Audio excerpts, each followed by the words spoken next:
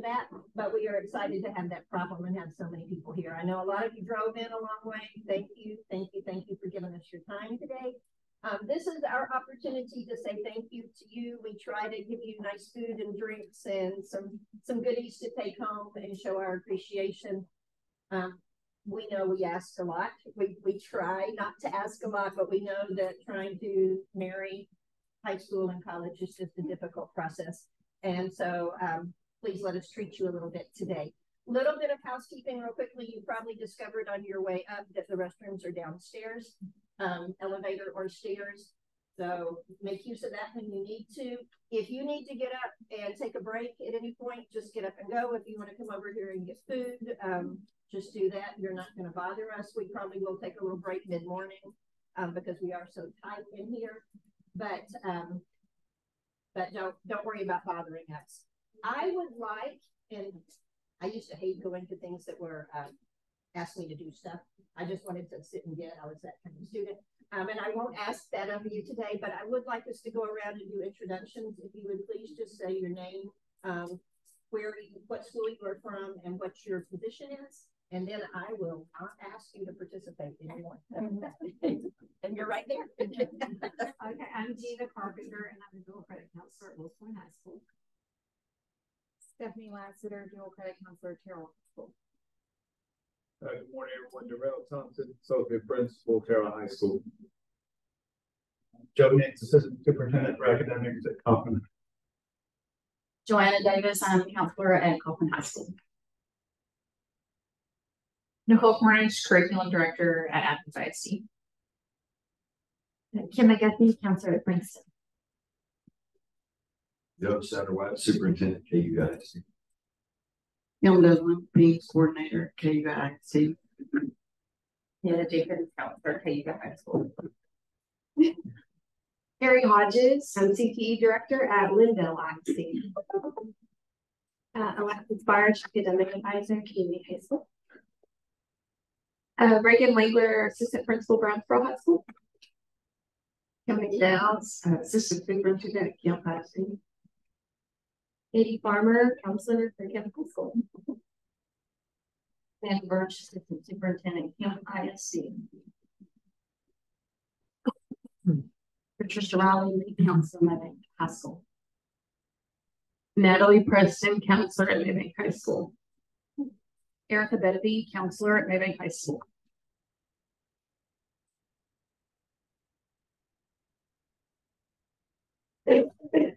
Susie Dorman, Lead Counselor at CPMR at Canton High School. Jan Parker, Counselor at Canton High School. Sheila Fowler, I'm the Pinnacle Early College High School Counselor at Athens ISD.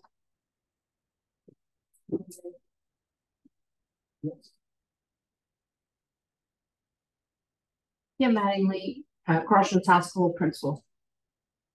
Ronnie Snow, Superintendent, Scurry-Rosser ISD. Debbie Dominguez, Counselor, Scurry-Rosser High School.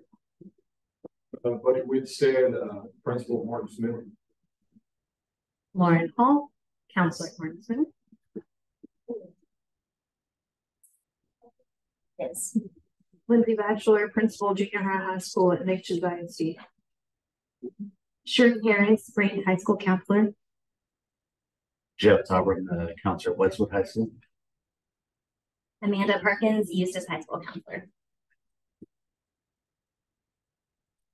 Kathy Cox, CTE Counselor in Advanced Academics at Crandall High School. Bruce Blair, Principal, Ranch Academy. And Thomas on the campus coordinator. I'm Kim Salem, Counselor for Elkhart High School. I'm Jennifer Nichols, Counselor at LaPointe High School. Sarah Thompson, Counselor at Palestine High School.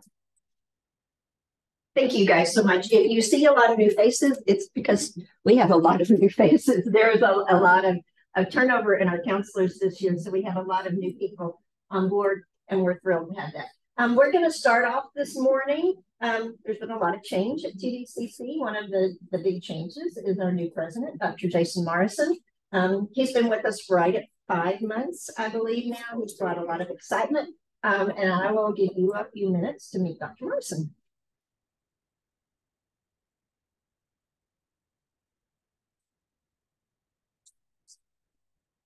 I never like sitting behind podiums because I'm not tall. No, I'm glad everyone's here today. I apologize for being so packed. I need a bigger boat somewhere to do larger meetings.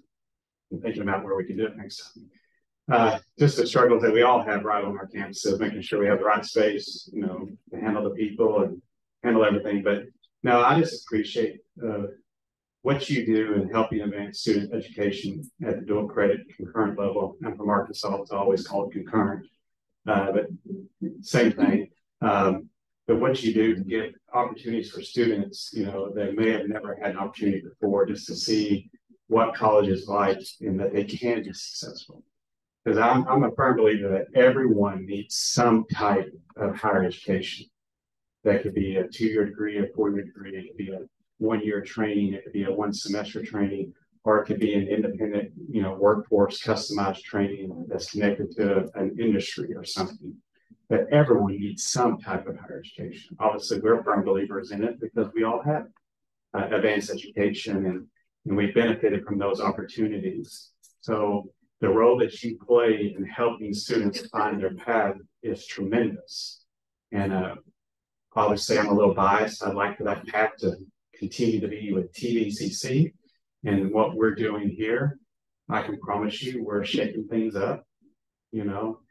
I'm not a status quo kind of person. I actually feel more comfortable when we are constantly changing. There's comfort in change. But we're looking at all of our processes, everything that we're doing that involves our stakeholders. That will come to fruition next year when we launch our new strategic plan. And there'll be members from our ISD partners part of that strategic planning process to ensure that we're taking everyone into account of what we want to accomplish as an institution of higher education, and to ensure that we fulfill our mission, which is opening doors and creating pathways to all students, from dual credit to non-traditional to traditional, to retraining, training the workforce, whatever it may be. And so we want to make sure as we go through those processes that we have everyone involved to be in our ear to ensure that we create and we take into account what needs to be addressed. I know you got a full slate of things today. We're working on some changes, hoping to make everyone's life a little bit easier or more efficient. I don't know if easy is always is the good word, but more efficient through these processes. But we're also doing that on the institutional side, the traditional enrollment side as well, to make sure our students have what they need and what's in place to be successful. So there's going to be a lot of information, and there's information we still don't have yet. We don't know how fast it's turning out. Nothing like, I've said this before, nothing like passing a law, implementing well after the semester start and hoping it turns out well. I know on our side, we probably lost a little bit of money, but that's, we planned it that way this first semester and first year, and we knew we were going to take a hit because we didn't want to do something that disrupt the activity of our ISDs when it comes to their budgets. And we said, all right, we know what they're saying as part of the FAST program. This is what each student is going to be paid for, et cetera, et cetera. Well, we know there's other costs. We're not going to put that burden back this year on our ISDs because we can't actually predict it yet until we see the final numbers, which will be another 2.5 weeks when we'll actually see the final numbers. And so we'll be able to sit down and say, all right, this is how it impacted everyone. And so we can come back in a good faith to say, how are we going to work together to benefit the students? And that'll be part of the process. And of course, with anything, there'll probably be changes to the FAST program. Because I know all schools are seeing the struggles that we're seeing with the implementation. Not struggles, just uncertainty with the implementation. So I know that's going to be a big part of conversation. It's still a lot out there, kind of hanging out in the air until we see the final results. I know personally, they finally sent home I finally got the qualification form sent home to me to fill out. Of course, my child's not old enough to be in dual credit, but it all talks about, free and reduced lunches and stuff. Well, I finally got the form yesterday to fill out. So I know there's going to be, we'll be looking to see how that goes. And who qualifies, who doesn't qualify, and how can we do a better job in predicting that in the future. But no, I mean, this is truly going to be about how do we come together as, you know, kind of the new brand of TVCC, what we want to accomplish, and that's to make sure everything that we do is mutually beneficial to all involved, to the students, to our partners, to our alumni, you name it. We want to make into our industry partners, what can we do that makes sure everyone has the best benefit and sees, you know, a desired end result. I'm going to turn it over to your meeting today because I know you have a lot of things to go over, a lot of policy corrections and tweaks and turns and bends and twists. But I appreciate you being here today. I appreciate your partnership. If you ever want to hit me up, schedule an appointment, hit me up and we can visit and have a good chat. Or if you want to invite me out to your school, Mary, we'll give you my number. You can invite me out to your school. I'll put it up there on the screen. Hit me up. I'll come visit your school. I've seen a few schools. I got invited early spring for some graduation and some ceremonies. It was really neat to go out to the schools to see, you know, what the end result is, and that's completion. So there's, if you'd like me to come visit your school, I'd like to come visit your school. Please come visit your school. Just let me know. And I'll be there and see what you're doing and see what we can do to brainstorm for new ideas and new opportunities. So thank you for your time, and I'll let you get to it. Thank you. When I set up these meetings, my goal is for me to do very little talking. I try to bring our experts in to talk to you about all the things that need to be spoken about. So you can see here our list of people that are going to speak with us. Most of them are hiding back in the corner back there because of the crowdedness. They kind of removed themselves from the room. But you can see Dr. Spizzeri is our Vice President of Instruction. Will be sharing with us Dr. Holly Collier, our Associate Vice President of Instructional Innovation and Support, will be joining us a little bit. Dr. Jason Smith is from our Health Science Center. He's our Associate Vice Provost of our Health Science Center in Terrell. Courtney Skiles is going to be first up here in a moment. She's our Director of Recruiting and Admissions. Melinda Berry is our Director of Student Access and Counseling. Caroline Whitaker, our Registrar. I am your Director of Dual Credit. Some of you have only spoken to me on the phone or through email, so if we have not had a chance to meet in person, hello. I am in my 4th year now with TVCC. I have to say that this year maybe is the most exciting with the advent of FAST and with all the changes coming along.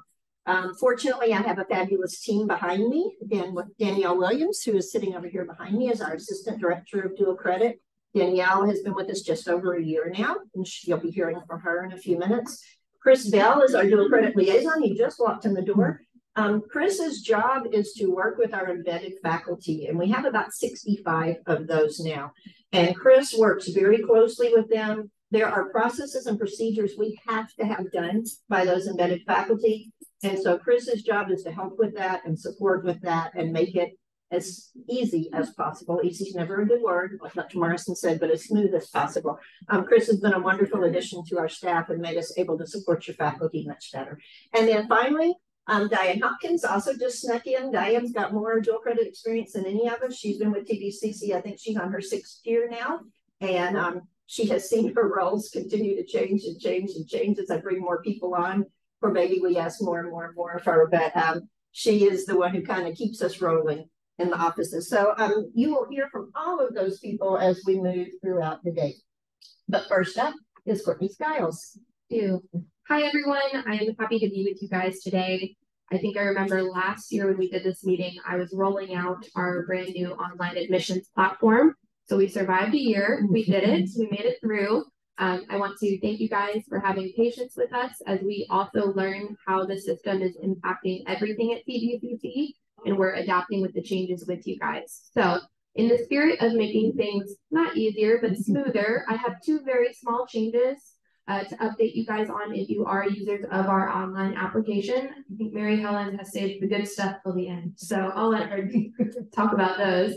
The first one, something that we saw a lot on the online application this year was S numbers versus social security numbers versus on high school ID numbers. I think students were seeing social security number, and if they didn't know what it was, they said no, and then they were then prompted to put in their S number, and then they were giving us their high school ID number. So to try to make that better for us and the students, we took away the S number option on the application entirely. So if you do have a student filling out the online application who has an S number, just tell them to put that number as their social security number. And we have worked out an internal process with dual credit to make sure that we're tracking residency affidavits and other things like that. So the caveat of that is if your student doesn't know their social security number, it won't allow them to submit their application right then and there. So I think that's kind of where a little bit of confusion and hangups were, and then we had to come ask you for a social security number. So hopefully that will smooth some things out moving forward. They would put in any number they could come up with. We got phone numbers. We got a lot of 1, 2, 3, 4, 5, 6, 7, 8, 9s. So if you can kind of work with us, I'm helping them know that, yeah, they probably can submit as long as they put some kind of number in there, but it's not going to go through. It's going to come back and we're going to have to reach back out to you all. Right. So we're hoping that that will be less confusing for them, less confusing for us. We can work better together to get their apps in a little bit faster. And then some of your students were using this and some of your students weren't. It was the counselor approval form. So the way that that form is set up in the system was it's actually made for traditional students who at bigger schools would be using that same kind of form as like a letter of recommendation. And so it added it as a part of their to-do list. And so students would get all the way through the application. They would fill out that form that was supposed to send to you guys as a, you know, here's your student has submitted this application. We were using it trying to be as a confirmation for you guys. And then the next step of that was to submit their application. And they never actually quite got past that. So we had a lot of students who would finish their application, they would send you that form, and then they never clicked the green submit button. And that was causing a lot of confusions for you guys, and I really do apologize for that. So we have decided to remove that form. So there will no longer be the counselor approval form that they can submit. However, we are working on some different features that I want to make sure are working 100% before I debut them to you guys. So hopefully maybe next semester or for fall of next year, I'll have a better workaround for that to make sure that you guys are notified and can check on your students. That's all the changes I have, which is shocking that I don't have more to share for you guys, but I am happy that it's 2 small things. As always, please reach out to the dual credit office if you have any questions. We work extremely closely with them to make sure that you guys are taken care of. In the spirit of innovation and moving forward, we have taken steps internally to make the application processing times go faster. So hopefully this upcoming registration period for spring and fall, you will see your students' applications moving through quicker than you have before. So thank you, and I'll pass it back. Thank you, Courtney. And when she says we work extremely closely, there are days that the speakerphone does not get turned off because we're going back and forth with them. They are very patient with us. Some of you who have been around a long time know that there was a point in time when you might submit applications in April and they might not get processed for months. That doesn't happen now. If the kid puts everything they need in the application, we're under a week in getting them processed and in classes. Where we get held up are the ones who don't give us their social security number or their pieces missing, shot records, all those things. But they're really, really very patient and nice with us because, you know, you guys know how you do it, and you'll have 200 applications come in a day. Then they're scrambling to keep up with us. So we appreciate all of that. Next, we have Caroline Whitaker. Caroline is our registrar, and she's going to talk to you about scheduling. Scheduling on the high school side is very, very different from scheduling on the college side, and I'm always about the why. And so I've asked Caroline to talk to you a little bit about why we have to ask you to do some things that we ask you to do when we ask you to do them. Because I know when I was sitting on the high school side, they didn't always make sense to me. Well, I'm here to make them make sense. And so y'all can see big picture, the processes and the requirements we have to have on your side to meet federal, state requirements, all of that stuff. So if y'all were here in when was the last counselor meeting? A Last couple fall. months ago? The last counselor meeting was last fall. Okay, so where we talked about what Census Day means. So I just want to remind y'all, Census Day is kind of like y'all's snapshot day. It's an important date for y'all. It's just as much as has importance for us. So scheduling, having people in the right classes on the first day, not discovering halfway through they're not in the right class, or at the end when you're trying to give someone a grade and they're not sitting in the class, problematic. So I just want to explain the things that we have to do prior to census, on census, and after census. So lots of things, so I definitely made it. So prior to census, we have the first day of class. Then we have that scheduled period, where hopefully that's where all the changes will happen that hadn't already happened prior to the first day. So during scheduled change period, advisors, Mary Helen, Danielle have access to registered students, to drop them from classes, all of those things, because that's how we have to set it up in our system. After scheduled change period, which is typically the first 2 or 3 days, after that, the registrar's office is the only person who can make changes for students' accounts.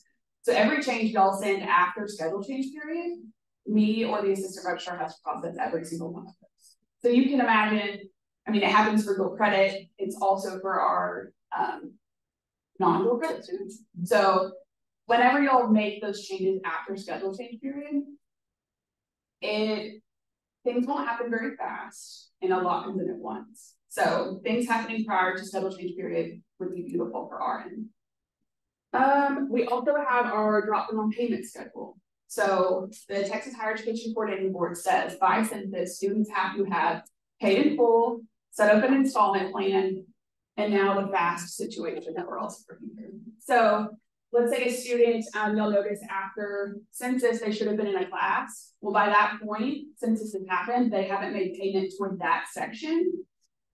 It's a problem. So we don't get state funding for those students. It's not ideal for us to have to manage each student section after census day if we hadn't been able to drop them prior. Does that make sense? It's got a lot of information, but things happening, all the changes happening prior to census is ideal. So then we have census day, have to have payment by then. Census rosters are then having to be submitted by the faculty.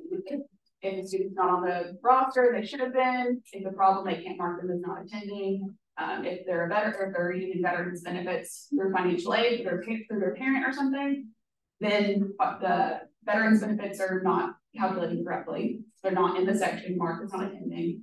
It all bleeds down all the way to final grades. If they're not on the roster on census day, they can't get a final grade at the end of the semester. It also ties back to, at the beginning of each semester after census day, I have to report to the state of Texas every student, every section that they're in. That also includes faculty information. So if someone is in a class, I'm telling the state, Johnny's in English 1301, Athens 02, or dual credit 05. Then at the end of the semester, I have to report those same students, but with a grade. So if I don't have them on beginning of term state reports, and then I have them on end of terms, it doesn't make sense. I can't justify that change. So it's really making sure students are in the right classes, hopefully prior to schedule changes. Payment is in their account by census. They're on my beginning of semester reports for the coordinating board. They're on the end of semester, hopefully with a grade, passing grade. So faculty can assign that grade. Any questions? A lot of information, but lots of processes that happen after the first day that if things aren't correct, it is an issue. Let me add while Caroline's standing here. One question a lot of times you guys ask me is, well, it's a class on our campus, so it doesn't really matter, can I just put them in late because they're meeting on our campus? What I need to make sure you all understand is even though it's on your campus, it's still a college course on our college schedule being reported to the state, just like any other college course. So yes, it's on your campus by your instructor. And I know in high school, somebody moves in late, you can drop them into a class late. If somebody withdraws, you can just pull them out. But we can't do that on our side. We've got to have them in, by those set dates, and then we can't just drop them at will. So, and when Caroline says that after that schedule change day, they're the only ones who can register them, there's a little bit more to that. we kind of have to ask permission to register Right. them at that point, and there has to be a reason. We just can't keep registering kids into classes after classes have started. And you can imagine our college instructors who have already started teaching, and then we put kids in late, or kids, one problem that sometimes we have is kids that haven't realized they were in an online class. They got registered and they didn't know it. And then they're weeks into the class, and the students will usually reach out to the instructor, can you catch me up? Well, that's not they're not really happy with those suggestions. So we have to work together, and we 95% of the time it works smoothly. We get them where they need to be at the right time. Unfortunately, all the mistakes get caught at once. So sometimes I know Caroline thinks it's just mistake after mistake after mistake. It's usually very few, they just all hit at the same time. But I just wanted us to share with you why. Why, even if they're on your own campus, why the deadlines, why there comes a time when I tell you, no, we cannot continue to add students to classes. And you can imagine on our side, if we have all these kids who, let's say you forget to drop them. And so at the end of the semester, they all get Fs, right? And then we go back and we change those to Ws.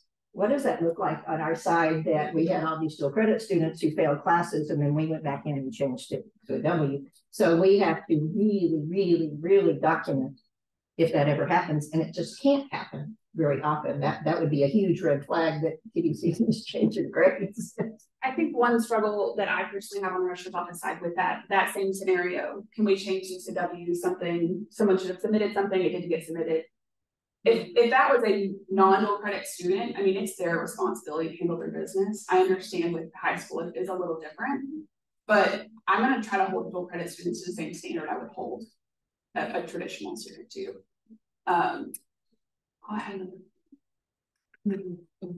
So changing grades from like an F or a B or something. We were audited last year. Dual credit students' files were pulled. This scenario thankfully didn't happen. And not to say if we didn't have documentation, it wouldn't be okay. But imagine if they pulled 4 or 5 dual credit students and we've done that. I mean, it doesn't look good on us. We want to continue to be able to offer dual credit classes. So just changing grades is not good. There's always going to be scenarios where you should do that, absolutely. But when you're looking at this many schools having that same scenario, sometimes it's just hard to move forward with that being acceptable. You all have questions for Caroline? I have a feeling she's not hanging around.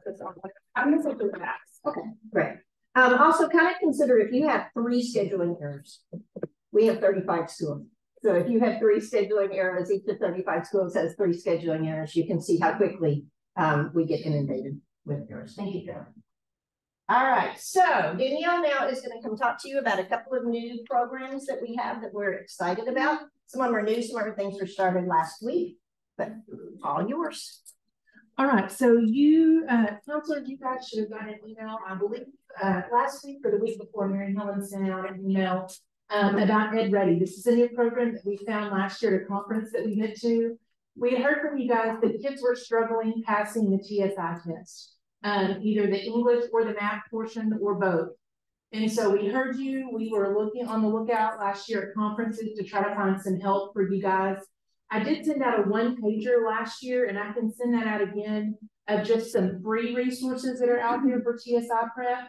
But we have actually purchased this for you guys for this year for students that are in 10th or 11th grade currently, have already taken the TSI test once and failed either 1 or more portions of the test. And so if you have students that are in that scenario, this is a program that could possibly help them. It's an online program. It's self-paced by the students. So, I mean, it would be something that you would probably have to monitor your students that you're going to put in this as well. It's got to be a student that's a little bit more self-motivated to do this. But it is a free program that's out there for you guys that we're trying out this year, and hopefully we'll have some success in helping our kiddos pass the portions of the test that they're unable to pass now. And so how this works is there's actually a link on our website, on the dual credit website, in the counselor corner, where counselors, you will go in if you've got a student in mind that you know that this might could help, this would benefit them. You're gonna fill out an online, kind of like a jot form, just like you do when you're submitting registration information. And you will upload their transcript, and you'll upload a copy of their failing TSI score so we can see which tests they didn't pass. That will get submitted to us. We will look through everything. Once we approve, we'll email you guys back and say your student's been approved. This is their code to be able to get in, and they will go in and they will set up their own account with this code. We will be changing the code periodically throughout the semester. So please tell your kids not to give this code to other students, because it is a code that we get, allow others to be able to get on as well. And we only have so many spots. So we don't want all the spots used up. We really want it to benefit the kiddos that have taken the test and not passed, and we're really trying to help them pass. So you'll get that email of acceptance. It'll give them their passcode. You'll give that to the student. They'll set up their account. And then you will get an email after that from EdReady that will then give you access to be able to go in and monitor their progress as well. And so you'll be able to see how they're doing through this program also. I've got a video that I'm going to show you here in just a minute for it. But when the kids go on and initially set up their account, it will actually give them a little assessment to kind of see where their gaps are.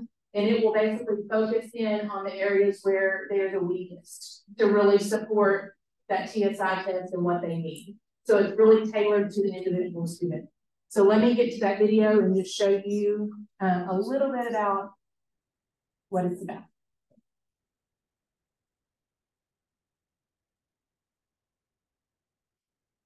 Push it over.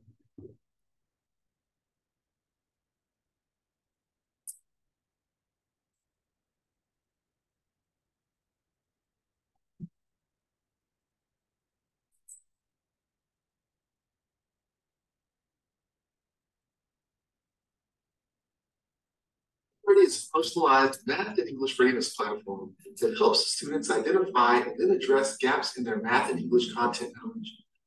EdReady is used by hundreds of educational institutions across the country. Trinity Valley Community College is allowing some students to use their custom EdReady site to prepare for the TSIE2. To get started using the TVCC EdReady site, students first navigate to tvcc.edready.org and then click Get Started to create their account. This will all be in the email that will come to you also.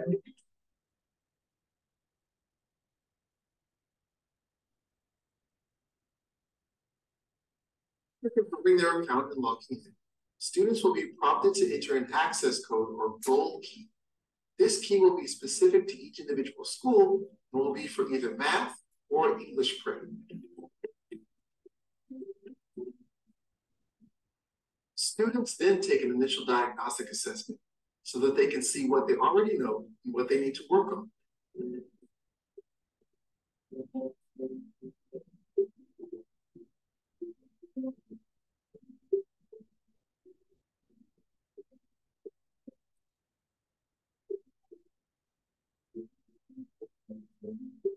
After completing the diagnostic, students will receive their own personalized study pattern, comprised of the topics and learning objectives they have not yet mastered.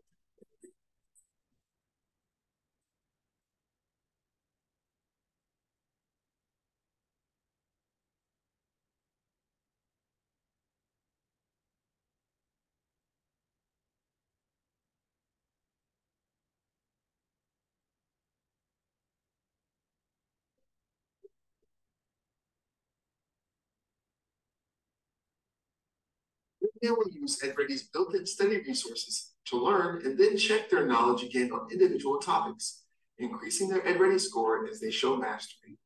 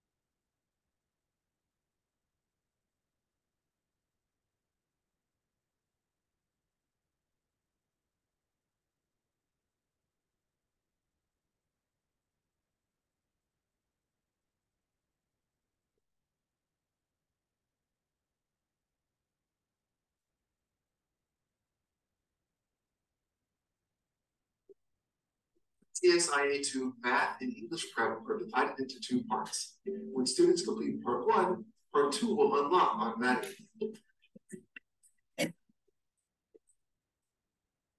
Instructors and administrators who've been granted reporting access will be able to view student progress and support students as they use EdReady.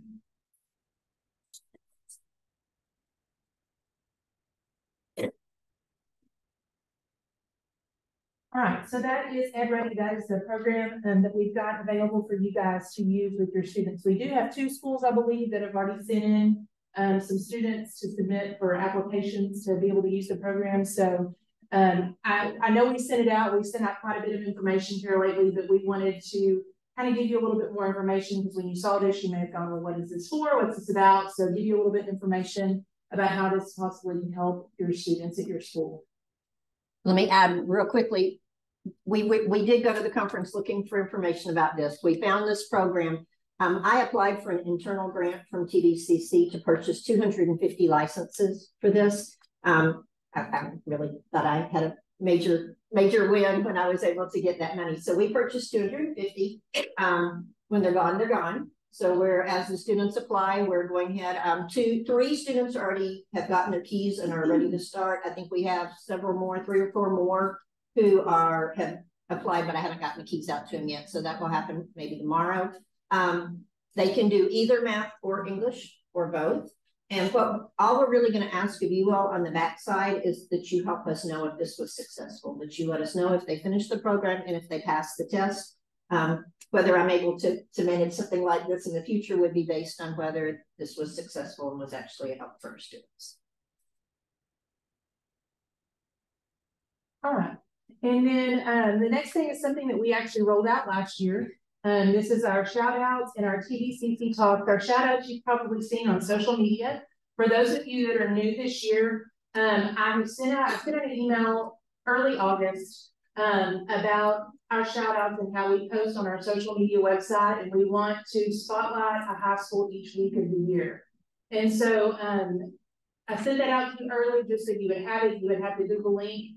And you could send pictures, send me information. It's a real quick little form that you're going to fill out just to give me some information to be able to post about your school and your students and what they're doing. And so I've already gone out this year. I think I just sent out my shout outs that are happening for October. I think I just sent you guys an email just to remind you. So each month I'll send you a reminder of your week that's coming up. And usually a week out, if I haven't heard from you, I may send you another reminder. Just to give me some information. If you don't send me any information, I'll pull something together just based off the numbers and things that we have internally. But it's great when we have pictures of the kids that we can post and highlight your specific school out there for you guys.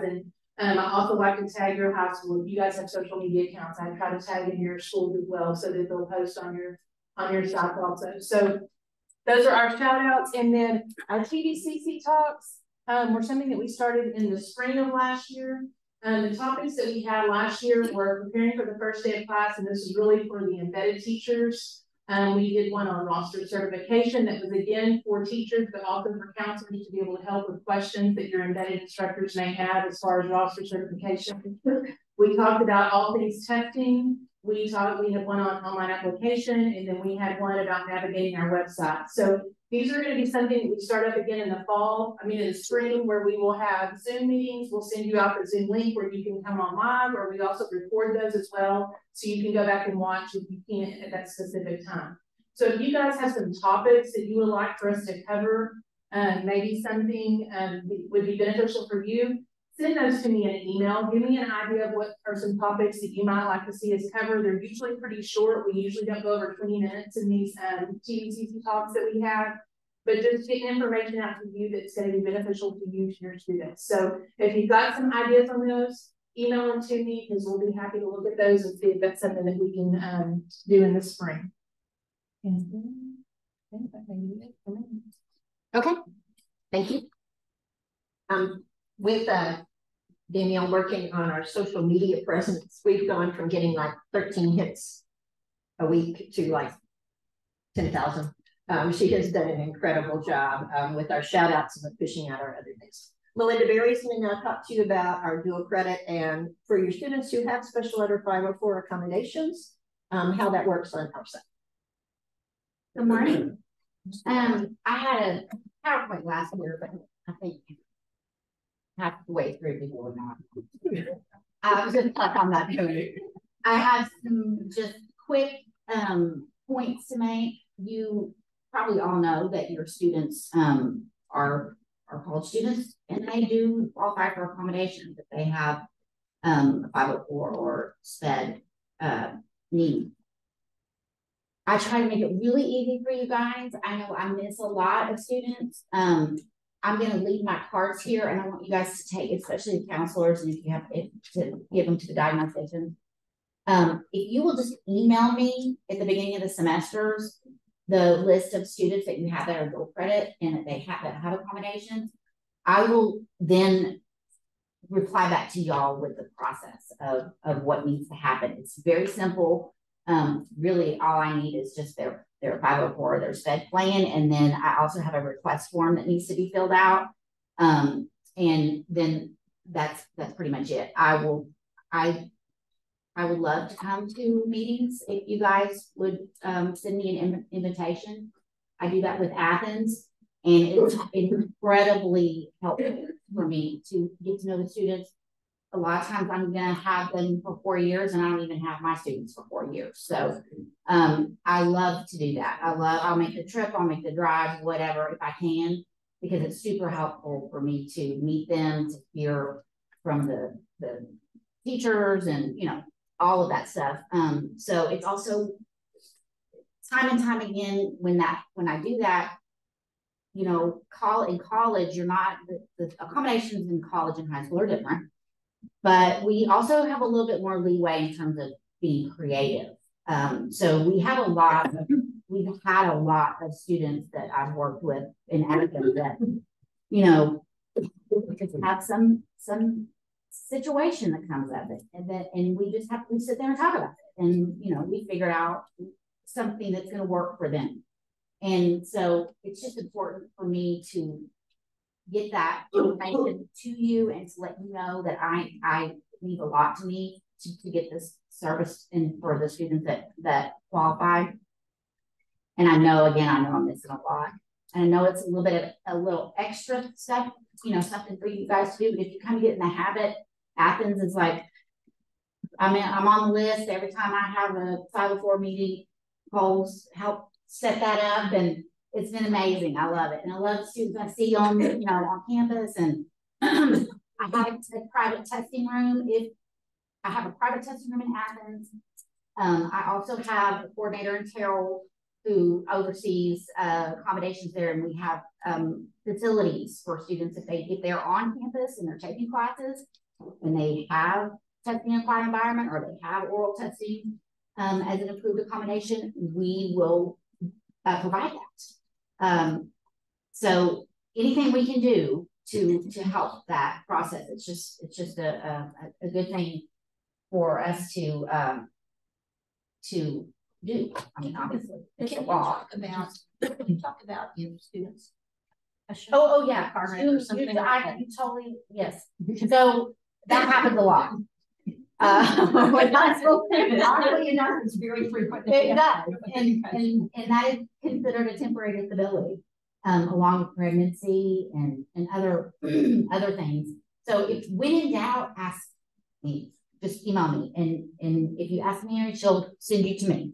And I try my best to respond very quickly to emails or calls, especially something like this where you're talking about a concussion where it just needs several weeks, and if we don't get the paperwork going by the time the student gets their accommodations in place, they're better. You know, we don't want that. So immediately when anything like that happens, you know, any injury, anything that is considered a temporary disability, we want to help your students get those accommodations. So, and the students will oftentimes reach out to their instructors and say, I'm having I got a concussion in the game Friday night and I can't read. And can you push all the dates back for my assignments? Our instructors cannot do that until they have word from Melinda that those accommodations have been approved. So we push it through as fast as possible, but she will also have to have something from a doctor. We can't just have student word on that or parent word on that.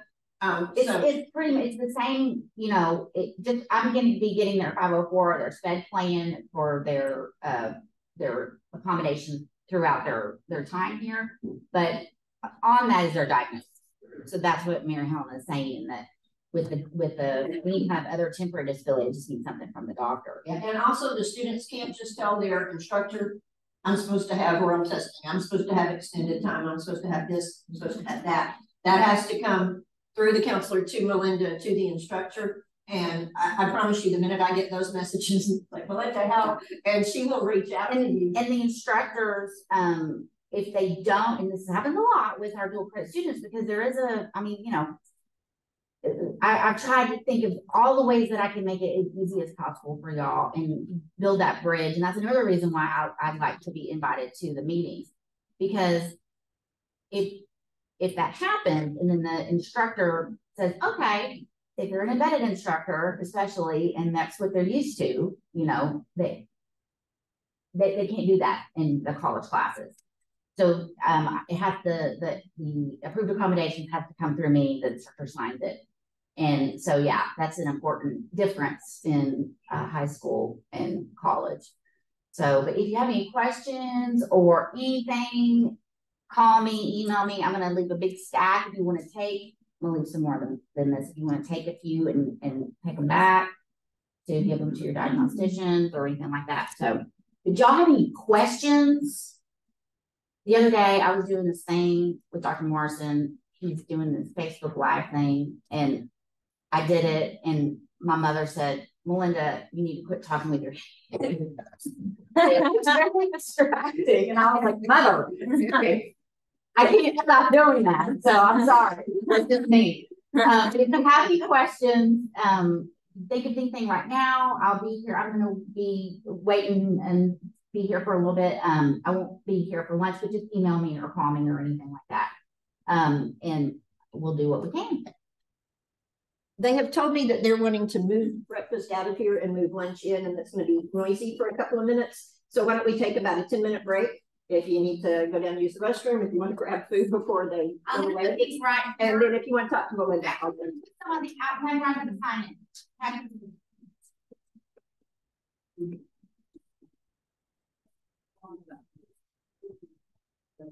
Way to pause or set a 10-minute timer. Thank you. Set a timer for 2 minutes.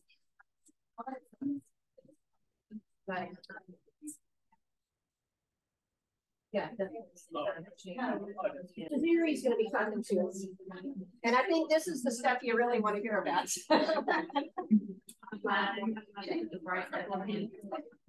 You ready to get started back? Okay, we wanted to start out by talking about FAFSA, and we wanted to first say thank you, because we know as chaotic as it was and unnerving and everything on our side, we know that y'all were feeling the stress of the uneasiness of what was responsible and everything as well. But Caroline wants to talk about the numbers that we have to have on those FAFSA applications. Sorry, I just read. So, first of all, the FAFSA program, y'all just keep track of it. Obviously, this was a lot to overcome in such a quick time. Our first time doing it, different agencies telling us different things. We just have to get through it together. Honestly, the first year. But I wanted to be transparent about something that I've been told by the Texas Higher Education Board is going to be required in the spring. They didn't require it in the fall, but it's required. And I also want to be transparent. They're saying it's required now, because I would like to add that it's going to be required then. I don't know if that will change, but I wanted to plant it in your minds.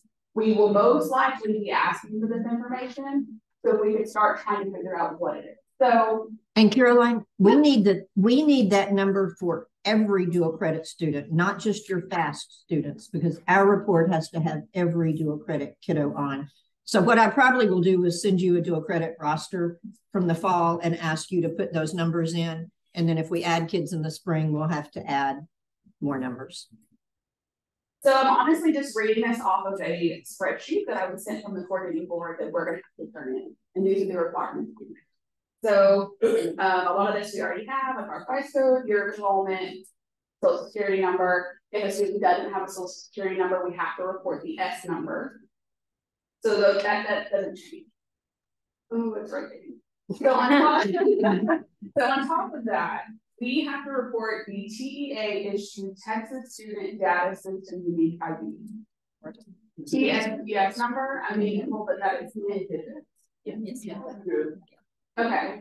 Yeah.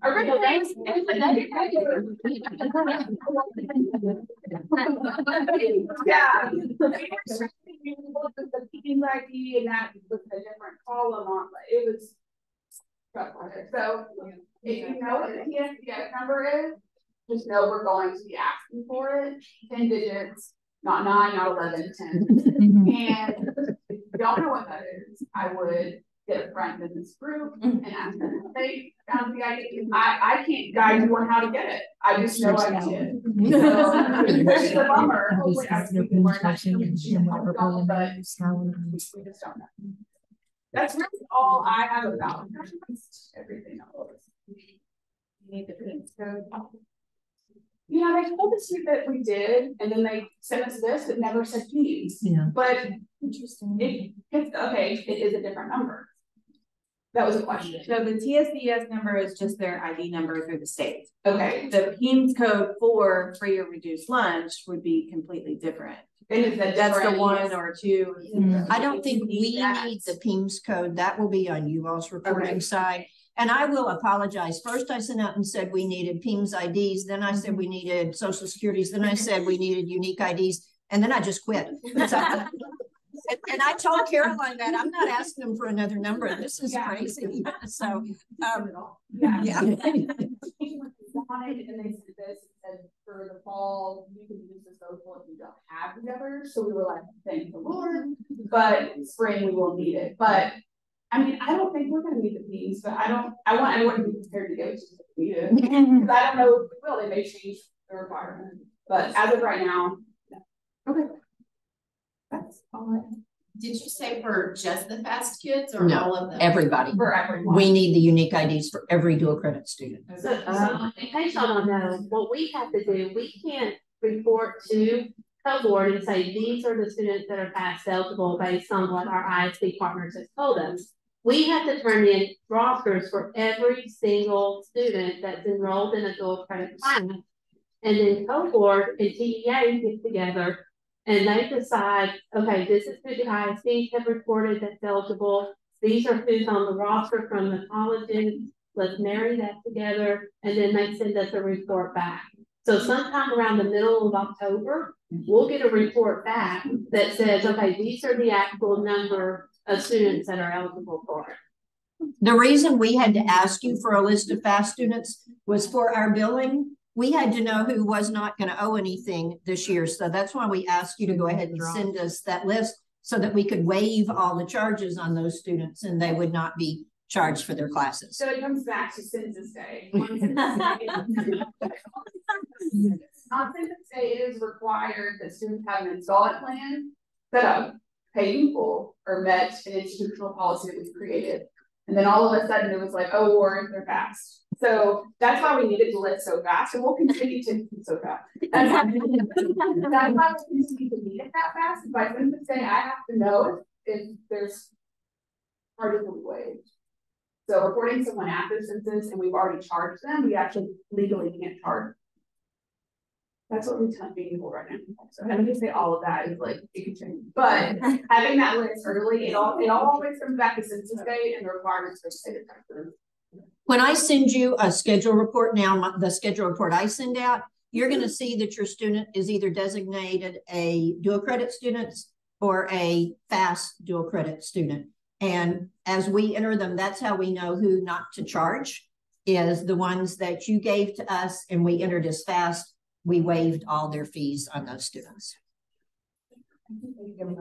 So, with those numbers, so as of the fall, I have to have this report turned in by the 15th of October, just using socials. So think about in the spring, we're going to need that information with the TSDS numbers early. You can start sending that to me now. That's great, because we have to manually enter all those numbers. So my office will have to manually move the number you give us into a screen in our system for 3,000, 2,500 students. 2,600. So, I mean, it's going to take weeks probably for that to happen. So I can have the report done by the 15th of October. So think like February, middle of February. So the earlier you can get us those numbers, we can just start and have those coming.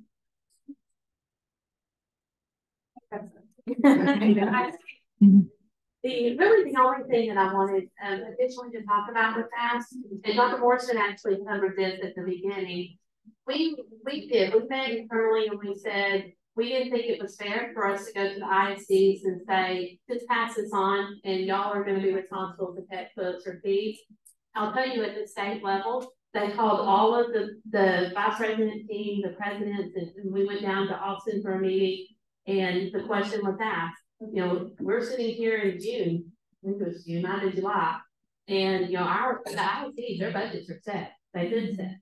You know, how is this all going to work? And they all, I kid you not, the legislator in the room looked at us and said, they have money. Just tell them they have to spend it on this. And we laughed. But everything in the room said, oh, y'all are out of touch with reality here. We wanted to make sure that at least for this first year, that we didn't pass that on to y'all. But we do want to stress, we are going to need to come back after we get this report and have conversations about what next year is going to look like. Right now, the rough estimate numbers, we are losing about $30 a student, not counting textbooks. So if you add textbooks on top of that, then and supplies, you can see where our board is a little bit concerned about how much that total ticket is going to be correct. So we wanted to make sure everybody understands spring semester, we're going to rock and roll just like we did in the fall. But for next fall, we are going to have some conversations unless the numbers come back and surprise us. We don't know either. But just understand that I don't want that to be a surprise to anyone. And we understand that it's probably going to be a lot of individual conversations that we're going to need to have. Our commitment to you is to make sure we do it in a timely manner. Because we know that y'all are starting to work on your budgets just as early as we are. So that's really the main thing I wanted to say. This is the document that we handed out back at I think in August when we did the meeting over in the ARC. Some of you were there. Not many of you were there. Sorry, it was a superintendent's meeting. Okay. But this is the document that we handed out there, and Ms. Hopkins and I answered questions at that point. But do y'all have any questions that we can attempt to answer concerning FAST? Can I say something? Last week, maybe week before last, I sent out the FAST addendum to the MOU. When we had to ask you all to sign the MOUs, we did not have the final information about FAST yet. We didn't actually get that till August 22nd. As soon as we got that, I began working on this addendum. If your school has not returned a signed addendum to me yet, it is in your folder with a little post-it note on it. If you would please ask your school to sign that addendum and return it to me. Also in that folder, if your school has not returned a sponsorship form for spring, telling me how you're paying for your students, or if you're not paying for your students, or what you're doing, I also need those signed and returned. Okay, that's all you can do. Okay, thank you, Caroline. Appreciate it. Moving on to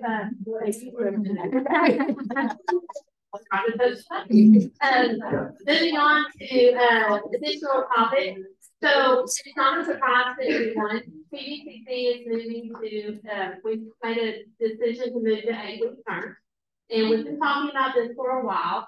The 8-week semester, so I know that there's been some concerns among the high school in terms of how that's going to be affected. In terms of the state that made, I won't say what school it was at, but we were at a meeting. I heard the state that made, y'all are just doing this to make more money. That's not what it's about. It's about student retention and helping our students be successful. However, we understand that there are some dilemmas when it comes to an 8-week term for the ISD schools themselves.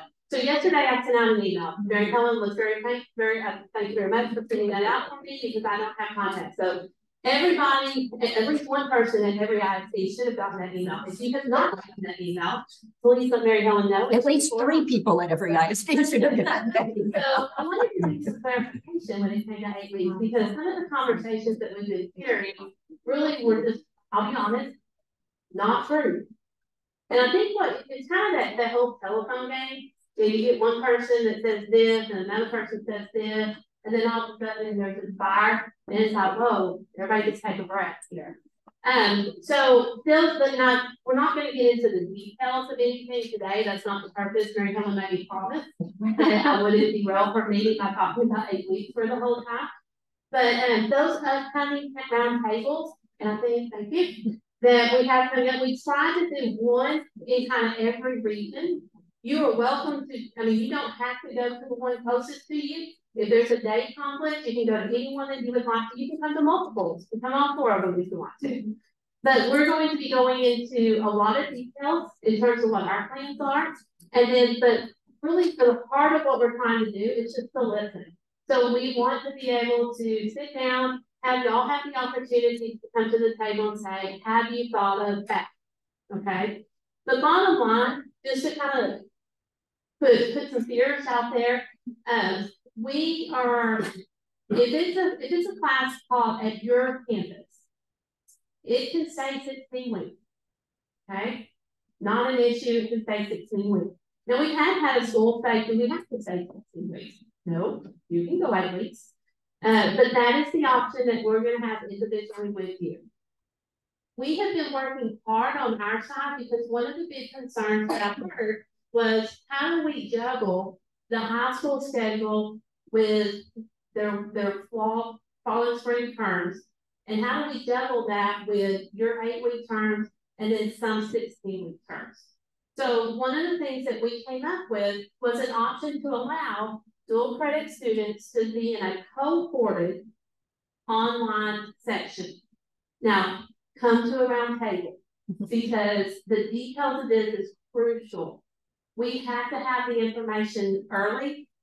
If the numbers and different, that's going to be important to us. You heard Caroline talk earlier about the importance of scheduling and having everything taken care of before the semester begins. I'm just going to go ahead and add another layer to that. If you come to us with a student a week after classes begin and say, I need to get them in a 16-week cohort online, and there's not a class for that, then there's not a class for that. So the importance of making sure that the paperwork and everything is done on time is going to be crucial. Okay. And then one of the things that I said in an email yesterday is we know there's going to be some little cases that we're going to have to work through individually. Sterilized D, I know we're going to have to work through how are we going to handle the classes that we send teachers to y'all, and how do we handle the classes that y'all send teachers to us. We'll work through all of that individually. Okay. But again, hopefully that helps calm some of the fears for 8 weeks. But please, I can't say it enough. Come to a round table. We just think it's important for us to sit down and have those conversations. Okay. That's Jason. Okay, so before Dr. Smith is coming up to talk about workforce, Kelly Townsend, who is our AVP of Workforce Education, could not be here today. So she asked me if I would talk about a couple of things on her behalf. And you see all of our programs up here. I'm going to focus on a couple that I don't see.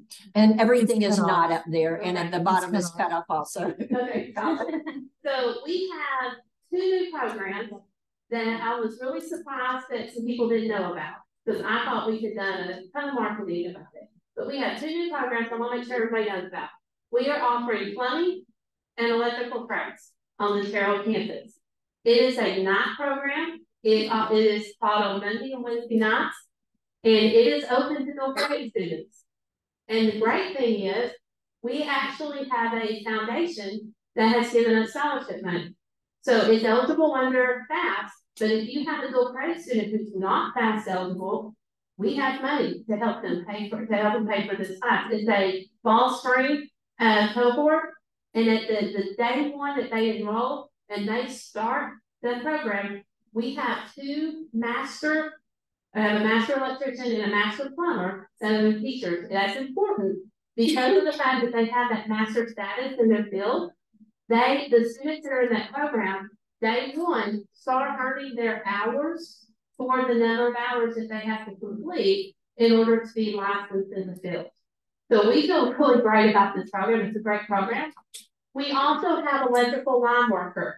Electrical line worker is on the Palestine campus, and then we also have one on the Terrell campus. We are limiting the number of students that are in these programs just to make sure, because as you can imagine, putting students up on poles, there's some liability to that. So we're keeping the classes small. And I will tell you, for line worker, they have to be 18 before they can go up on a pole. So depending, and they go up on the pole within, I believe they told me 3 weeks in the semester. I was on the Terrell campus the other night, and they were up on poles. So that was, I think, about 3.5 weeks in. So keep that in mind. It's maybe something that your seniors can do depending on when their birthday is. But those are 3 pretty exciting programs that we have that are new. And again, those are eligible to your students as well. And if you look at the market, not every student needs to go to college. Not every student needs a 4-year or a master's degree. These are high demand, high paying jobs with, and like I said, the 2 instructors that we have in both the electrical and the plumbing, they both own their own businesses, and they're like, do I get first crack at students? I'm like, hey, any business gets them. But we're committed to help place them so that they can get into their internships as well. We have partnerships with Encore and with TDEC for our line worker program to help place these students. Our first cohort with line worker graduated last spring. 100% of our students found jobs and were placed and are now working out in the field. So I'm pretty excited about those 3 programs. And again, workforce is kind of the new wave of the future in terms of not every student, again, needs to go to college. Not every student. I kind of like my son, who is 9 in 4th grade, came home the other day and was talking about tests he had to take. And he got a time of conversation about 2 minutes into it. He's in tears. He's like, Mom, I'm never going to be able to do this. I'm not smart enough. And I looked at him and I said, first of all, you are. Second of all, I don't care to do this. Why is it so important that you do this? And he's like, well, my people told me at school that this is the direction I have to do. And I'm like, okay, pick up phone. This is not true. My son's not going to be a doctor. He's not going to be a veterinarian. That's not his role. But you know what? He can be a plumber. He can be an electrician. He can be a welder, and he can make a good income. And that's okay. And we have to normalize that approach. Dr. Smith, you want to talk about those programs? Yes, ma'am. I have a question. Is there any way we get some flyers with that information, like the 1-pagers to spread to our kids and families? Absolutely. When I turn the mic over to Jess, I'll send the text and see if I can get Cheryl to bring this over some. But I know we have some. Thank you. You're welcome. Also, I will get calls and emails. I got one yesterday from high school saying, what workforce programs do you offer? Well, that's a really extensive list. So basically, let's do it the opposite way. What workforce programs are you interested in? Reach out to me. We're interested in something in electrical. We're interested in cosmetology. We're interested in health sciences. And then let me come to you. This is where our growth is occurring right now, guys. We're exploding and we're bringing new programs on. It seems like almost every month, and in all different areas. But we have a ton of workforce programs. And in the past, most of our workforce has been embedded on the high school campuses. And the only real limitation there is, do you have the facilities? Do you have the instructors? We are seeing more schools that are sending their kids to our campuses. And if we can work that out with you on timing, it takes creative counselors. Like we have Maybank sends cosmetology and farm tech students to our campus, but they have to be real creative on how those kids are getting their high school credit satisfied so that they can come do that. But if you're willing to get creative on your side, we welcome those kids on our campuses. We love that. And we would like to see more and more and more of that. All right, Jason, onto you. All right, so I'm Jason Smith. I'm the associate, the AVP of the Health Science Center. I guess I'm short. Never really compared it. On the Health Science Center side, we do have several programs listed up there, and several that go through dual credit. Our big dual credit ones would be like the certified nursing assistant, certified medical assistant, and EMT. We do have a couple farm tech students coming over to our campus, and we're actually looking at maybe expanding that and trying to get some more farm tech students going through an online or a Zoom type thing, if we can work out the logistics of getting them over to the practicums that they would need in the class. The one that's not listed up here is we do have an RN BSN program. So Trinity Valley is and has given 2 cohorts. We've awarded baccalaureate degrees to students. Now, with that program, they do have to be a registered nurse. So it's something that they couldn't just start. They have to go through an associate degree nursing program. But it's just a very good thing for TVCC, as we can offer this baccalaureate degree for about $3,500 versus the $12,000 that they pay at university. That said, too, we also went through our accreditation through ASIN, which is the accrediting body that our ADM program has, and now our RN BSN program has gone through that. They recommend accreditation, and we have, I think in April, they'll do the final vote on the accreditation. We'll be fully accredited. On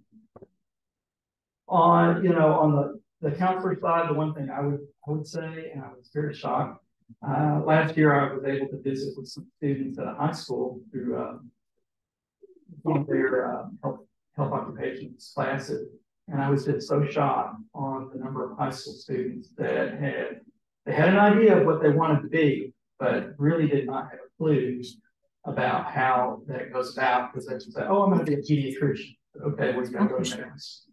No, I'm not going to go to medical school. I don't want to be a doctor. I want to be a pediatrician. I want to be an obstetrician. Over and over and over, and I visited all day. It was like multiple classes, and I had to say, you have to go to medical school for that. Or I want to be a nurse practitioner. Okay, well, first you have to go become a registered nurse before you can become a nurse practitioner. No, I don't want to be. I just want to be a doctor.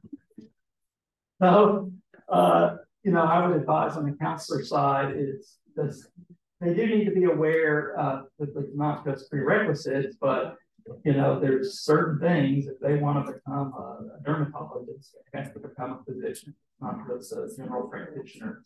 And they would have to go to medical school, or they may have to go to nursing school to meet their goals. Those type of things. Some of our future programs we're looking at, we're still in the process of trying to add diagnostic sonography technologist, and radiology technologist. Probably after that, we'll look at maybe medical lab technician, and there might be a few other programs that are smaller that we can add, get some students, kind of catch that population that want to go into some healthcare field, but may not be able to handle the rigors of some of the other programs. That's pretty much all I have. Anybody have any questions about health sciences? I can say athletic training. It says health sciences, but I don't do anything there. Athletic training.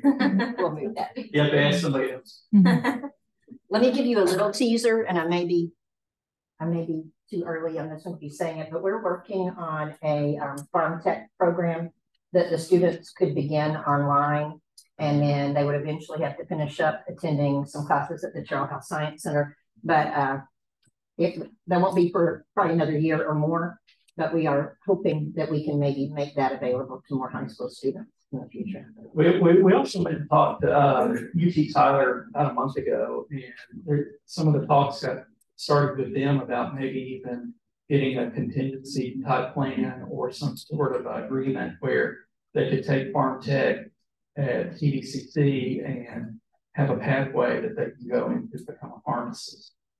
So that would be a win-win for us, because we would attract a lot more students into the Farm Tech and get them a foundation, and they could go on to get their doctorate in pharmacy. Okay.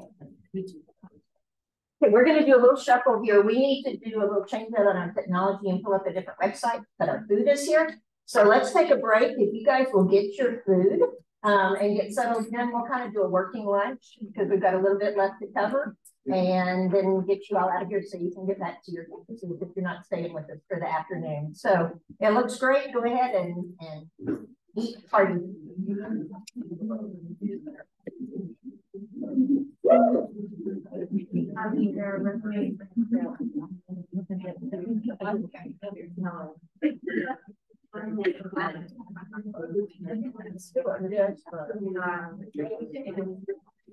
I was not able to be here. She is our AP instructional innovation and support. Innovation.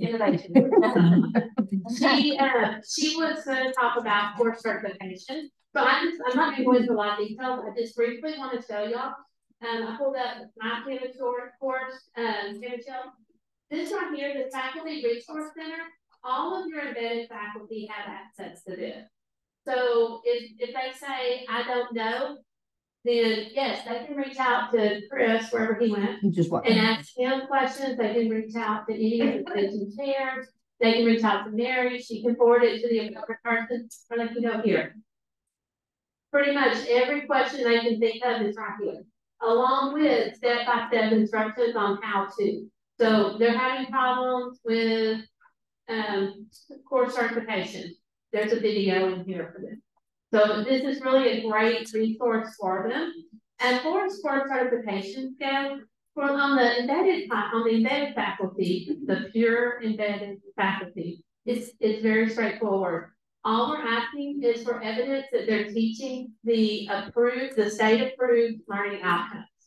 So they can do that a couple different ways. We have given them a template that they can use. They can also, because I know it's been a few years since I've been at the ISD, but we used to have to do scope and sequence. I'm pretty sure they still have to do lesson plan. I mean, they can submit it that way. We're not asking them to reinvent the wheel. What we're asking is because we have to show to our accreditation body that they're teaching the same standards as our college instructors on campus. Now, if you have a high school employee who is also considered an adjunct for TDCC, Tara Hicks is a good example of Crandall. She's a good one. I know there's more. Sarah Maybank has a Spanish. Yes. So there's a few of those. If they're teaching online for us, then they have to actually build an online course. They probably already have it built, but they have to make sure that it matches our course certification and submit that. And I believe the deadline, what I'm being told, is October the 15th, that we have to submit the first draft. All that means is they want to see that we're working on something, because our faculty here, I don't know about your IC, but our faculty here, they say, okay, when's the deadline? I'll work the weekend before. That's human nature, right? So we wanted to give them a deadline to where they can go ahead and submit it, start getting feedback. And then we're asking for the courses to be completed by December the 1st. And that's when they'll go through the actual course certification document, which gives us some time at the beginning of the spring semester if there has to be any changes. I will tell you, out of all of our courses, and we've had probably about 150 that have been submitted so far, and out of the 150, she said about 130 of them breeze through with no problems. Most of the courses are really great. It's just we have to do our due diligence. We're supposed to do it every 2 years and go through the process of looking at our courses and making sure that we meet the standards. So this faculty resource center, again, if they don't know where that is, I mean, make sure that they do, because that will be just life changing for them. For the embedded faculty, the October 16th deadline was removed. So their courses are due by December 1st, December 1. Chris has been communicating with all of your embedded faculty. Also, the division chairs have been communicating with your embedded faculty. I sent a document, I think, to all supers and principals and counselors, kind of with the expectations and some examples. So if you haven't seen that and you want to, reach back out to me and I'll send that again, or Chris will send that to you. But it should not be anything that any embedded faculty haven't heard a lot about already. So the other thing that they asked me to talk about is online tutoring. Your dual credit students, they have access to the same tutoring as the non-dual credit students do. One of the new things that we have now available for all of our students, which is pretty cool, is tutor.com. So in any other courses, if the course uses the Canvas shell, we have this button right here. All the student has to do is click on that button, they fill out a little form, and then it's going to match them with a live tutor. Caveat, we don't own those tutors, okay? So we're not the ones doing the tutoring, but it does give them help. So if a student has, like in my math course, if they have a deadline, and it's you know, my deadline is at midnight, and it's 10 o'clock, and I'm probably not answering emails at 10 o'clock at night, they can, so they're not going to get help, they waited till the last minute, they can jump on here, and they can get access to a live tutor. They also have access to our tutors on campus. So if they wanted a peer, or if they wanted what we call our professional tutors, they can fill out a form and we can work to match them with a tutor that way as well. Okay. Any questions on tutoring or course certification? All right, well, my time with y'all is done. So thank y'all for letting me join y'all today. I look forward to seeing y'all at the round table. So again, I just want to stress, please, please, please, please, please make sure you attend one. Okay? Thank y'all. I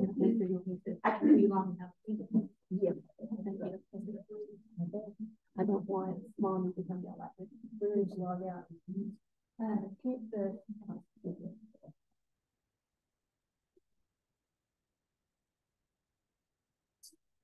Sorry, I told her I didn't have the security clearance to access everything on Canvas. She did, so. I don't see that it's up to the first. Yeah, it is.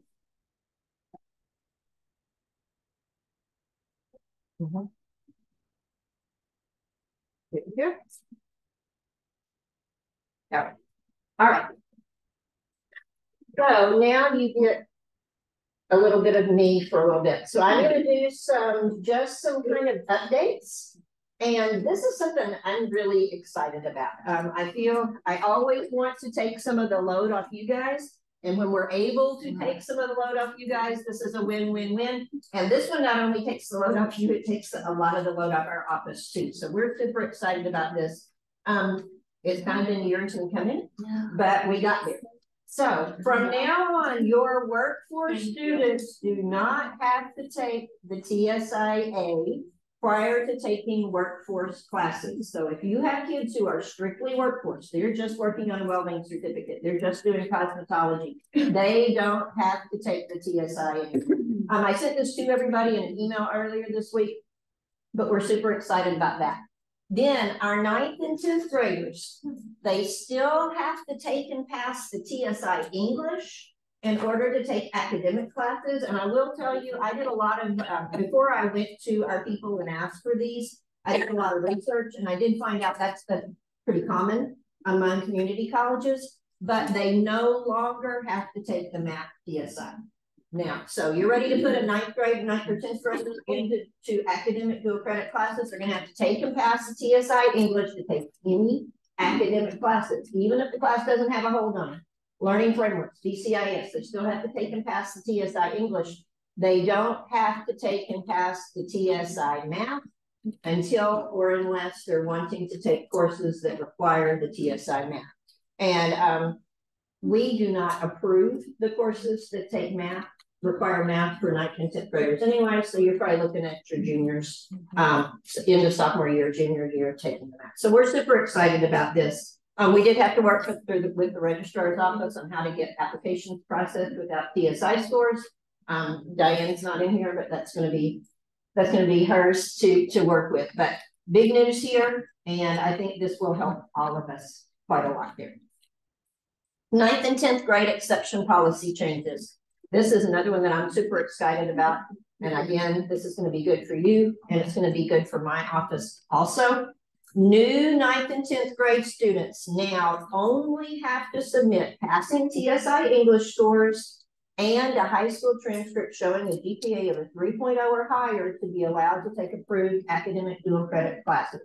They've got to have the 3.0, they've got to pass English, but we're doing away with the letter of recommendation. We're doing away with the discipline and attendance form. So basically the packet for your new 9th and 10th graders is gone, as long as we get the high school transcript with a 3.0 and a passing TSI English score. Sure. They'll have not grade next year. They do not have a transcript, and that's in the report card. If they are coming in from 8th grade, you can send their 8th grade transcript. But we'll have to have a transcript. They won't have it. Oh, they don't have anything from 8th grade. What have you done in the past on the report cards? Okay, and I do understand that. That should work if that's all they've got from high school. I think that will make sense. We have a list of 9th and 10th grade classes that are allowed for dual credit students. I updated that list about 2 weeks ago. The academic side of it didn't change. Those have stayed the same, but we had added a lot of workforce programs, and we had not gone in and updated that list on the workforce classes that were allowed for 9th and 10th grade students. So I did add those. We had a request, and it was a really good request. I believe it came from Eustis. I hope I'm not giving credit to the wrong people, but they asked if they could move their welding certificate back to start in 9th grade because they wanted their kids out doing practicums and doing work experience internships their senior year. We thought that was an excellent idea. We took it to our division chairs. I actually have to take it to our C&I committee to get that approved, but I got enough approval that we could move forward with that.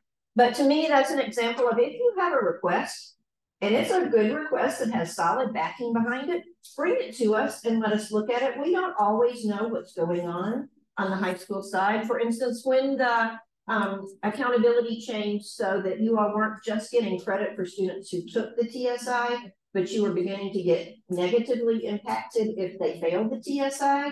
You know, when we learned that gave us legs to ask for a change to be made here. So please feel free. I can't tell you, I can't work magic. I can't always get everything changed that we want changed.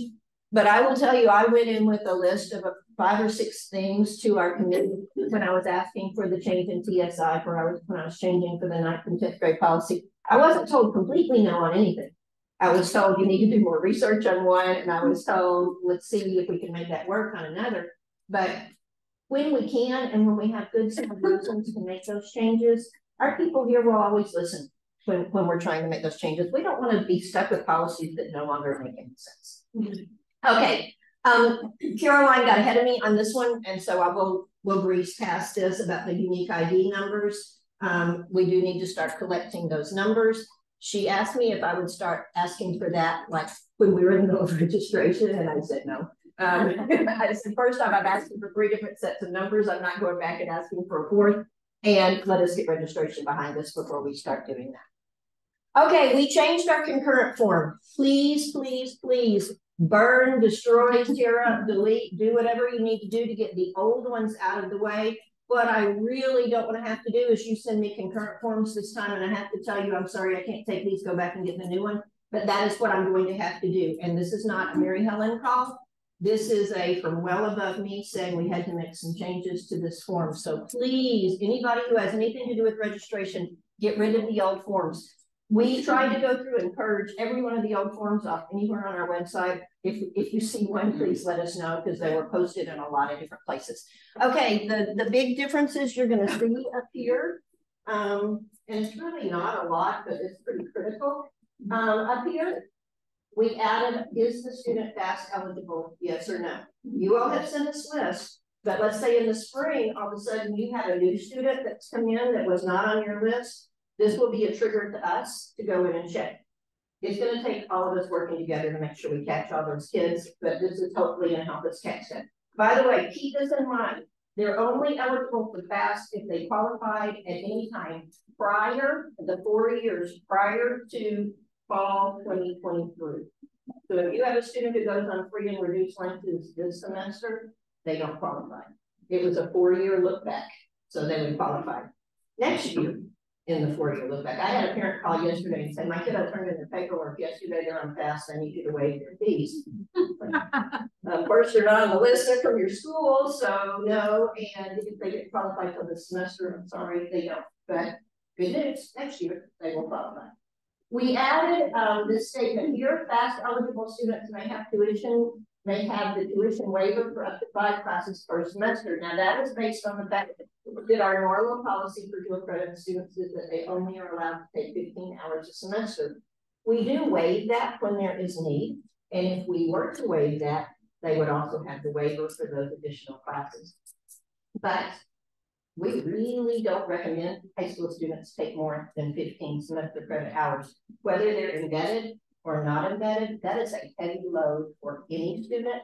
And please, let me preach just a minute. Let me kind of get off my PowerPoint to preach. Please, please, please protect your students' college transcripts. Understand that every dual credit class they take, that grade is going on their college transcripts. If they fail a class, that F never goes away. Even if they retake it, they've got that M on their college transcript. I think we've made great progress because I haven't had kids in the last couple of years tell me I didn't even know I was in a college class. I think we're all doing a better job of telling them these are college classes. But also, if you have a kid who's failing class after class after class, we try to keep putting them into a credit classes. As much as I love to see my numbers go up, and I'm super competitive, and I love to go in and say, hey, I got 3 more this fall. 300 more, not 3. I don't want to hurt students.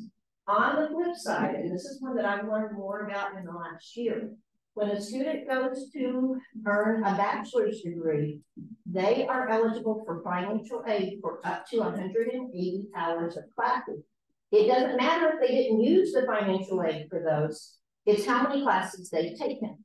So if we let them take a whole ton of classes in high school that they didn't need, and then they go off to get their bachelor's degree, they may have already used up 60, 80, however many hours of that financial aid, and then they won't have that left. There are ways to appeal that. And if they have a good plan, they'll probably be able to appeal and work past it. I personally have a son-in-law who had a whole lot of fun his first time through college and managed to do 4 years and had like no credits. And when he went back the second time, and he's a great guy, he just had fun.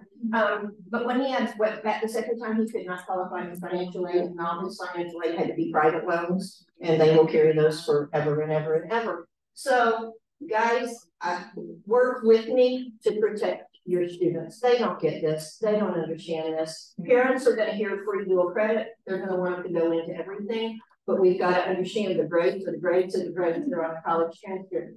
I was at a high school not too long ago, and one of the people who was speaking kept talking about getting dual credit on your college transcript, dual credit on your college transcript. It's not dual credit. It doesn't show anywhere on that transcript that was taken as dual credit. It's college credit. And we got to watch their financial aid.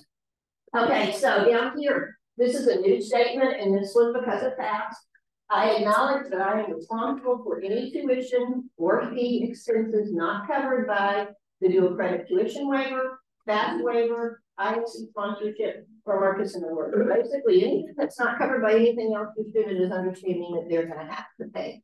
And we do get calls like this. My IMC said they're going to cover all of this. No, they didn't.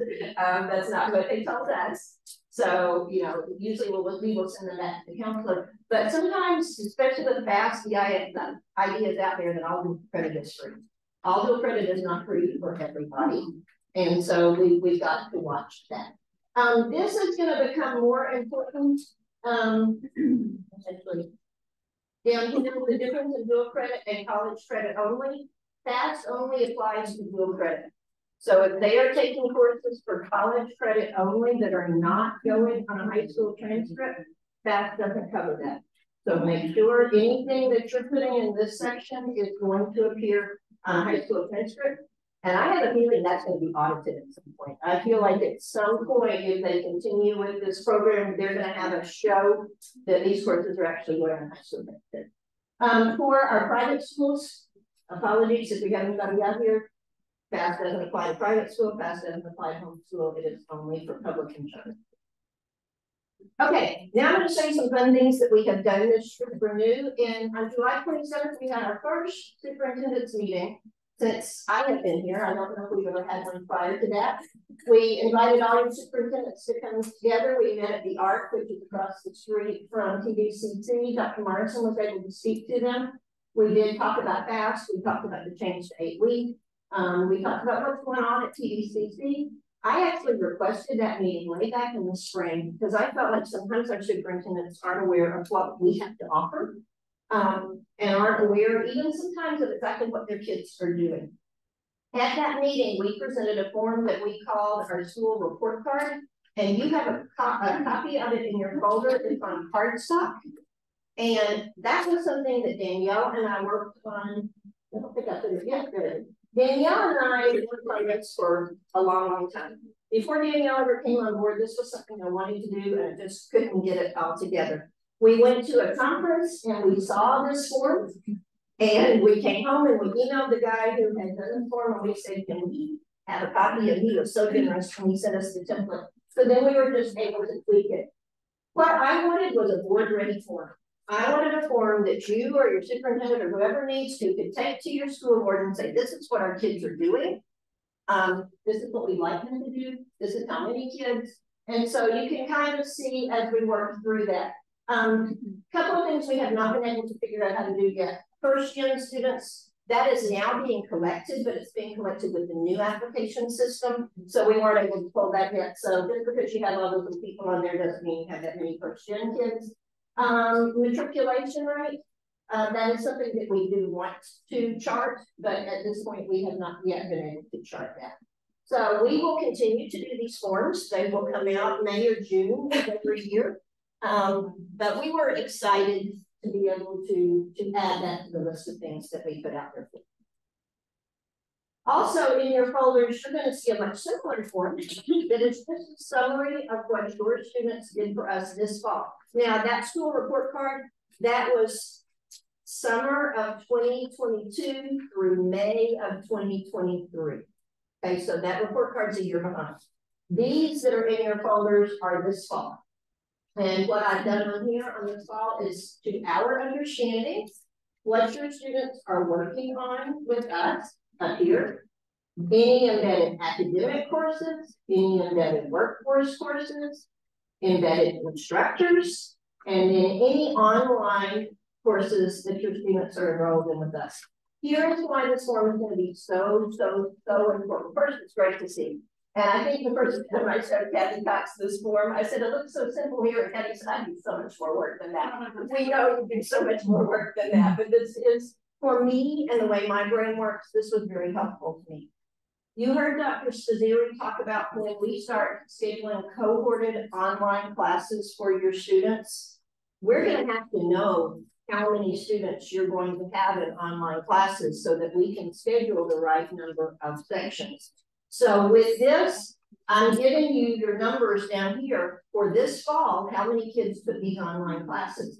I'll do the same thing for you next spring. And hopefully as we begin to ask for those predictions, and we know your predictions, but we begin to ask you how many online English 1301 classes do you think you're going to need? How many online Art 1301 do you need? That will give us some idea because remember, every time we schedule an online class, that's part of one of our instructors' courses of load, and our instructors can only teach so many courses. So we want that information. I know from my high school background how hard it is for you all to predict. So I'm trying to give you some helpful tools to help you with that prediction. Okay, we had our first embedded faculty training on August 3rd. Now, I will say with the superintendent's meeting, I was a little disappointed. It was a busy time of year. We didn't have as many superintendents as I would have liked to have had there. With our embedded faculty training, I was the opposite. We had more embedded faculty show up than I anticipated. I was kind of like, well, we had 10. That's 10 we've never been able to work with before. But we had 23 when you consider we have about 65 embedded instructors, but many of them have done it for years and years and years. But some of our instructors who came who had done it for years and years and years said, oh my goodness, this was so great. You know, I felt like when I started this, I was just thrown in. We did Maybank, was not able to come, but we are going up to Maybank and kind of recreating this program with you guys coming up here pretty soon. You can see what we talked about there. We talked about embedded faculty responsibilities. We talked about the course recertification that Dr. Devere talked about. We talked about why it is so important for you to properly check your rosters and certify those rosters correctly. How they need to let us have your grade book, syllabi, textbook selection, all those things. And if you've been around me much, I'm very much about the why. None of us like to be told to do something, but we're not told why it's important. That begins to seem like the work. So a lot of this meeting was explaining, this is why we have to have that. We don't have an option. And yes, even though you're on your high school campus teaching in your own classroom, you are still considered a TVCC instructor. Chris was instrumental in planning this. Chris was there. The last hour, we divided our groups up and they were able to meet with their division chairs here at the college so they could actually talk curriculum. And although Chris and I think are pretty good at what we do, we are not curriculum experts in every area, so we were able to do that. I plan to continue to do these every year, and we ought to go ahead and select our date earlier next year so that we can get it on the calendar. We thought about trying to do one at the end of the school year, and we got like zero enthusiasm for that. Your instructors were ready to go home. So then we had to do it at the beginning of the school year, which is hard too, because they're coming back into their professional development. But we did have 23 people who met with us, and I think it was a great success with those 23. Yes, sir. Just as an aside, one of the reasons 23 is great, but we also have a lot of districts that are going to a 4-day, and they had actually started and were unable to attend. That is true. Yeah, and that's tricky for us too, that we had people who were already in classes on that day. This is something that I'm trying to do. And I'm hoping to do. You know that last year we had our dual credit celebration day. We had almost 900 kids come to our campus. I was hoping for 300, so 900 kind of blew me out of the water. But we had a super day and we were all excited about it. That took all of TVCC. When we went from, in one day, we went from having like 150 RSVPs to over 900. I was like putting out a help request. We plan to do the celebration day every other year. We open that for juniors and seniors, so we hope that every junior and senior will get to participate in the celebration day once before they graduate. This is something that I would like to do this year. We would like to invite our dual credit students to come out to a TVCC basketball game. Those that are able to come would be able to get into the game free. They get into the game free anyway because they're TVCC students. They're supposed to have an ID, but they're letting me work around that for this. We would provide them for a meal. I'm thinking a hot dog, a bag of chips, and a bottle of water. Nothing fancy. They can go back to the concession stand if they want more, but we will provide them food. We are looking at 3 dates, and here I know for you guys this is not ideal. So I'm throwing this out here to let you kind of stew over it and think about it and let me know if it's something you would participate in. They need to be Saturdays. December 2nd, January 6th, and February 27th are both days when our men's and women's teams are both playing. So we could bring your kids out here, they could get in free, they're able to see both games, they're able to have a meal, the cheerleaders will be there, the Cardettes will be there, just a fun day for them. If you're bringing a large group, you would have to send chaperones with that group. Chaperones will also get in free and will get a free meal. Also, so kind of think about it. The date that I'm really hoping to look at is February 27th. December 3rd or December 2nd, we're getting into Christmas. We got lots of Saturday stuff going. January 6th, you all are just coming back from the holidays. But I know that spring stuff is also taking place on February 27th. So if you guys can look at those 3 dates, if you can think through it, and if you can shoot me an email, this is something we really like to do, but we can only do it on this day. This is something that's just not going to work for us. My attitude is if I can get 25 kids here, I think I'm going to get it. Because 25 kids get to come and experience a college basketball game. Also, that February 27th day, those are district games, and it's TJC and Angelina College. So they both ought to be pretty good games for the kids to watch. So let me know. Nothing is set yet. I've gotten the okay to do this. I've gotten the okay of both my boss and from everybody involved with the gym. Haven't talked to the food service people, but we'll make that work. So if this is something you want to do, let's try to do it, but just give me some feedback on that, please. The 27th is a Tuesday. Could you possibly mean the 17th? I possibly could. Sorry, that's we're moving the calendars. Yes, it should not be a Tuesday, so I'm thinking the 17th does sound right. That was probably a typo. Thank you, Stephanie. That's the second typo you got. Okay, change that one, please, if you're making that sound. You mentioned juniors and you segue. This is for anybody. Freshman through senior. Right. Yeah, we wanted every other year to let everybody who wanted to attend, and then the celebration day will have to continue to be juniors. They told me I can see 600 students in the gym. I can't imagine that we would exceed 600 students.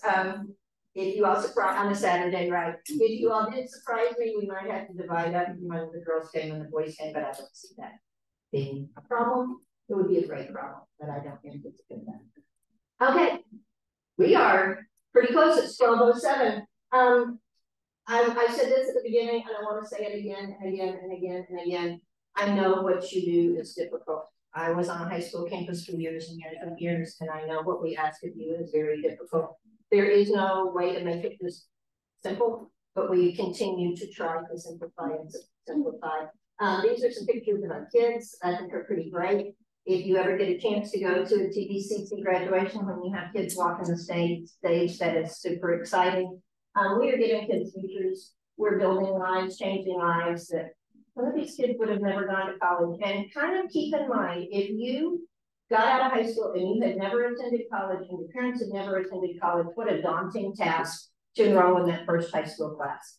But if you've got even a taste of it, just a couple of classes in high school and it's on your transcript and you know you can do it, then the chances that you will complete college are so much higher. That's why I do what I do. Okay, I love it when they get associate's degrees. I love it when they get certificates. But I just want them to get a little taste of college and know they can be successful and know that when they go on, they've got a future, that they are college students. So thank you. Grab food to go, grab desserts, grab drinks for the road. Any of you who are staying with us for the boot camp reception, we'll kind of do a reset and we'll be ready for that. Thank you, thank you, thank